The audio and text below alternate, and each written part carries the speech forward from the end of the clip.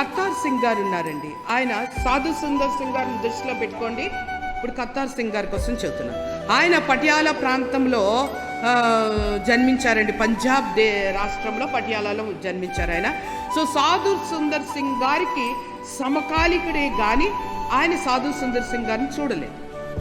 So ఇక్కడ ఏంటంటే ఎప్పుడు ముఖాముఖిగా చూడలేదు, పరిచయం కూడా లేదు. కర్తార్ సింగ్ గారు ఒక జమీందారు కుటుంబంలో పుట్టిన ఏకైక సంతానం అండి. జమీందారు ఆయన. సో ఆయనకున్న స్టేటస్ని బట్టి మంచి విద్య, సకల సౌకర్యాలు కర్తార్ సింగ్ గారికి ఇచ్చారు వాళ్ళ డాడీ. అయితే ఒకరోజు ఆయనకి ఆధ్యాత్మిక చింతన చాలా ఎక్కువ అండి. చాలా దైవ గ్రంథాలు చదువుతూ ఉండేవాళ్ళు. కానీ ఆయన ఆశను నెరవేరలేదు, ఆయనకి శాంతి దొరకలేదు, ఆయనకి సమాధానం దొరకలేదు. ఒకరోజు ఎవరో చెప్పారండి క్రిస్టియానిటీ కోసం. So New Testament Bible తీసుకొచ్చుకున్నారు.